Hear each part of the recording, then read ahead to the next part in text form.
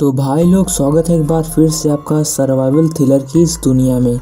आज हम नेटफ्लिक्स की लेटेस्ट मूवी ब्रिक को एक्सप्लेन करने वाले हैं, जिसमें की कहानी कुछ ऐसी होती है कि एक पूरी बिल्डिंग के लोग बाहर से ढकी काली दीवार के अंदर फंस जाते हैं और उस दीवार को तोड़ने के लिए चाहे आप परमाणु बम ही क्यों न गिरा दें तो भी उस दीवार को कुछ भी नहीं होगा।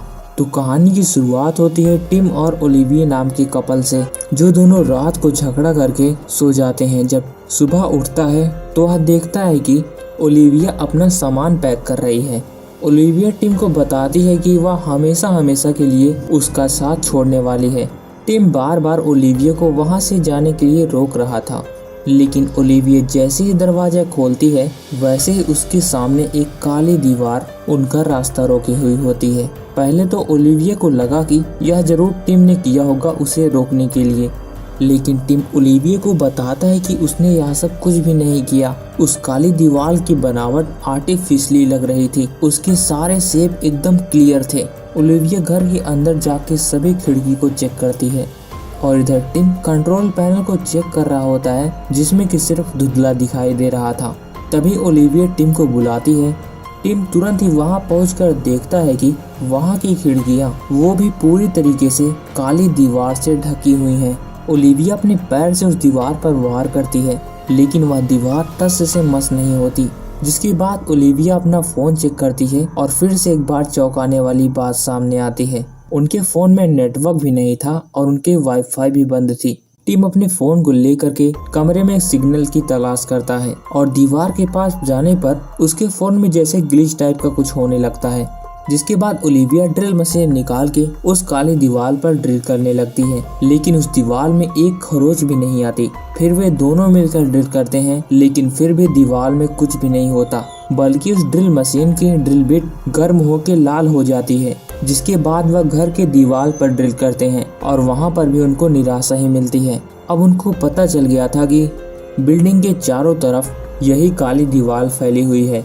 तभी टिम और ओलिविया को उनके कमरे के बगल वाले कमरे से लड़ने की आवाज सुनाई देती है। जिसके बाद वे दोनों उस दीवार को छेदने लगते हैं और इस दीवार में छेद करने में वह सफल होते हैं। दीवार के उस पार भी दो कपल थे, मार्विन और एना। मार्विन टिम को बताता है कि यहाँ की भी हालात ऐसी ही है। जिसके बाद टिम और ओलिविया को लगा कि हो सकता है शाम तक सब कुछ ठीक हो जाए। जिसके बाद टिम बाथरूम में जाके उसका नल चेक करता है और वह पाता है कि उसमें पानी नहीं आ रहा था। टिम एक गेम डेवलपर था, इसीलिए उसे लग रहा था यह कोई गेम होगा या फिर पजल, लेकिन ओलिविया इस बात से नाराज हो जाती है। जिसके बाद हम अगले दिन का सीन देखते हैं, जहाँ पर टिम को उस दीवार पर एक मेटल का टुकड़ा दिखाई देता है और उसे टिम को पता लगता है कि इस दीवार में जितने भी स्क्वायर शेप बने हुए हैं उन पर एक हाई मैग्नेटिक फील्ड है और इसी की वजह से ओलिविया वहाँ के सारे चम्मच उस दीवार पर चिपका देती है। जिसके बाद वे सभी हिलने लगते हैं और जैसे ही वे सभी चम्मच दीवार उनकी तरफ ही फेंक देती है, वैसे ही टिन ओलिविया को कवर कर देता है और टिन की पीठ पर काफी जख्म हो जाते हैं। ओलिविया टिन की फर्स्ट एड करती है। तभी वे दोनों सुनते हैं कि उनके पड़ोस में रह रहे मार्टिन और एना, जिसमें से एना की रोने की आवाज आ रही थी।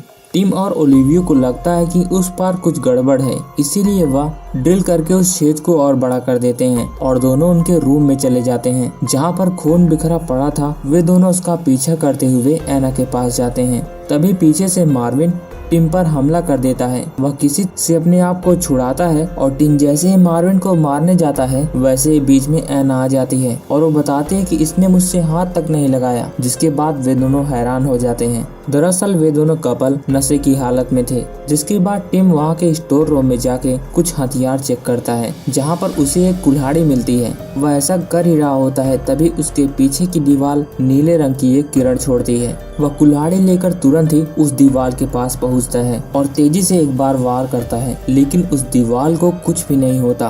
तभी एली के दिमाग में एक आइडिया आता है।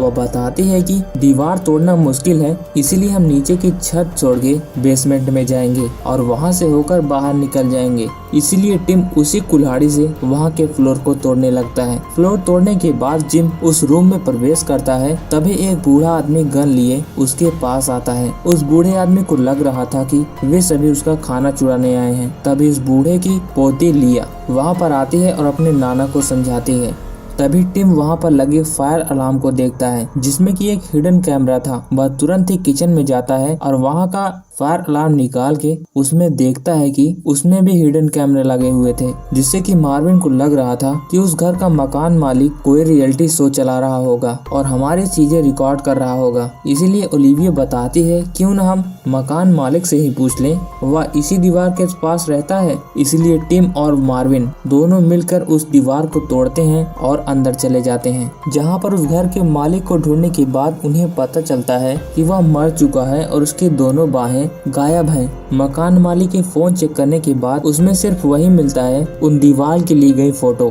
तभी वहाँ पर एली को एक अखबार मिलता है जहाँ पर एक न्यूज को जिक्र किया गया था, हैनर सिटी में एक पूरी तरीके से आग लगी है। जिसके बाद वे सभी बेसमेंट में जाने के लिए एक और छत को तोड़ते हैं और उस छत की दीवार अचानक से गिर जाती है और उस रूम में था यूरी नाम का एक आदमी। यूरी बताता है कि वह अक्सर यहाँ नहीं रहता, दरअसल वह अपने दोस्त जोसेफ से मिलने आया था। यूरी उन सबको भी वहां से बाहर जाने के लिए रोकता है, बताता है हो सकता है बाहर कोई खतरनाक वायरस फैला हो और इसी की वजह से हम सबको यहाँ पर कैद किए गए हैं। लेकिन ओलिविया इन सब पर विश्वास नहीं करती और टिम को बेसमेंट का रास्ता ढूंढने के लिए कहती है। यूरी ने बताता है जाओ जाओ, तुम्हें वहाँ कर कुछ ही नहीं मिलेगा। तभी ओलिविया यूरी से पूछती है तो जोसेफ कहाँ है। यूरी बताता है कि वह ब्लैक दीवार के पास गया था जहाँ पर उसकी मौत हो गई और आखिरकार वे सभी एक और छत को तोड़ के बेसमेंट में पहुंच जाते हैं। उन सबको लगा अब बाहर निकलने का रास्ता सिर्फ एक कदम दूर है, लेकिन जैसे ही ओलिविया दरवाजा को तोड़ के उसे खोलती है वैसे ही वे सभी हैरान हो जाते हैं क्योंकि वहाँ भी वही दीवार थी, जिससे कि मार्विन को बहुत गुस्सा आता है और वह कुल्हाड़ी लेके उस दीवार पर वार करने लगता है। टिम इसके लिए उसे मना करता है लेकिन वह मानता नहीं, इसलिए वह बूढ़ा आदमी मार्विन को बंदूक दिखा के धमकाता है। मार्विन शांत होता है लेकिन वह बंदूक बूढ़े आदमी के हाथ से लेके लगातार उस दीवार पर गोली चलाने लगता है, लेकिन उसकी गोलियां दीवार को छूती भी नहीं और वहीं पर घूमती रहती हैं। तभी टिम अचानक से सबको कहता है झुकने के लिए। सभी तो झुक जाते हैं लेकिन वह बूढ़ा आदमी झुक नहीं पाता, इसीलिए वहाँ पर तुरंत उसकी मौत हो जाती है। उसकी पोती लिया उसके याद में काफी रोती है और मार्विन का इसका दोषी मानती है। वे सभी वापस आके फिर से एक बार यूरी के पास बैठते हैं। तभी टिम बताता है कि हमें एक बार फिर से मकान मालिक के रूम को चेक करना चाहिए, जिसके बाद सभी लोग टिम के साथ चले जाते हैं। लेकिन ओलिविया और लिया यूरी के रूम में लिखते हैं जहाँ पर उसको कई सारे कागज मिलते हैं जिसमें कि उसी दीवार की तस्वीर बनी हुई थी, जैसे कि जोसेफ उस दीवार को खोलना चाह रहा था। और वहाँ पर ओलिविया को जोसेफ का लैपटॉप और मोबाइल मिलता है, वो भी टूटी हुई हालत में। यूरी बताता है कि उसकी मेंटल हेल्थ खराब हो गई थी, इसीलिए उसने यह खुद हिट किया।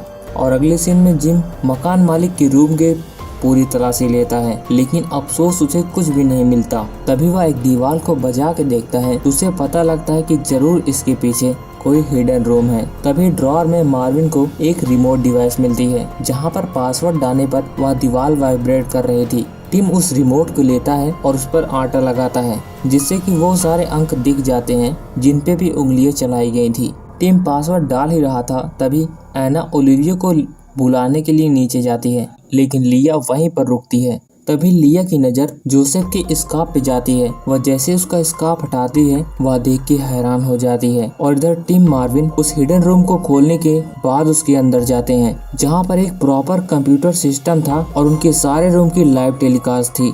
तभी टिम जोसेफ के रूम की तस्वीर देखता है और वहाँ का सारा सच सामने आ जाता है। और इधर लिया देखती है कि जोसेफ की गर्दन नीली थी, यानी कि उसकी मौत गलत दबने से हुई थी। तभी लिया के पीछे यूरी आ जाता है और वह उसे मार देता है और उसने जो भी क्लू खोजे थे उन सभी को जला देता है। कैमरे में यूरी को सख्त दायरे में पाया देख मार्विन यूरी के पास आता है और वह यह सब देखकर उन दोनों में फाइट होने लगती है। तभी टिम कैमरों में देखता है कि यूरी ने ही जोसेफ का गला दबा के मारा था और वह तुरंत ही मार्विन के पास आता है, जहाँ पर वे दोनों मिलके यूरी को बेहोश कर देते हैं और उसे कुर्सी में बांध देते हैं। और उसकी होश आने पे पूछते हैं कि आखिरकार ये दरवाजा कैसे खुलेगा, लेकिन यूरी कुछ भी नहीं बताता। वह अब भी बता रहा था कि बाहर जहरीली गैस फैली हुई है, इसीलिए बाहर जाना खतरे से खाली नहीं है। यूरी के कुछ भी नहीं बताने पर इसीलिए जोसेफ की फिर से पूरी तस्वीर देखी जाती है। वह 3 घंटे लगातार उस पर रिसर्च कर रहा था। अपने फोन और लैपटॉप से वह एक ऐप इन्वेंट करता है, जिसके बाद टिम बताता है कि मुझे जोसेफ का फोन चाहिए। उस फोन का स्टोरेज सेफ था, इसीलिए वह तुरंत ही उसके डाटा को कंप्यूटर पर कॉपी करता है और दूसरे फोन में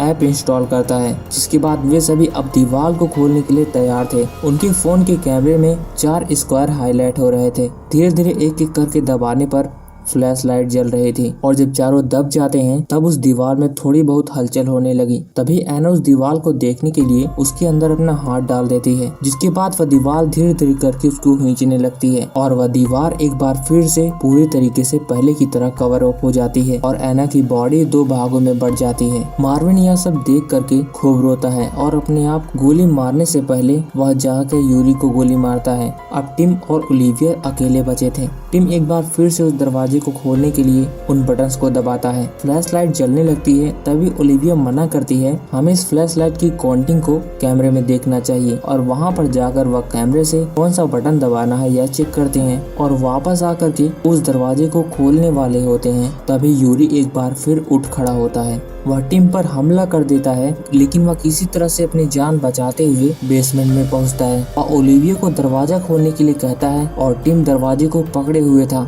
लेकिन यूरी तब तक अंदर आ जाता है और इधर ओलिविया दरवाजे को खोलने में कामयाब हो जाती है। टिम ओलिविया को बाहर जाने के लिए कहता है, लेकिन ओलिविया उल्टा यूरी के ऊपर उस कुल्हाड़ी से वार कर देती है और ओलिविया और टिम वहाँ से बाहर निकल जाते हैं। बाहर निकलने के बाद वहाँ का नज़ारा देखने लायक था। सारी की सारी बिल्डिंग्स उसी काली दीवार से ढकी हुई थी। जिसके बाद वे दोनों एक गाड़ी में बैठते हैं और दूसरी सिटी के लिए निकल जाते हैं और यह मूवी यहीं पर खत्म हो जाती है। तो उम्मीद करता हूँ आपको यह मूवी पसंद आई होगी। तो मिलते हैं किसी और सर्वाइवल स्टोरी के साथ, तब तक के लिए बाय बाय।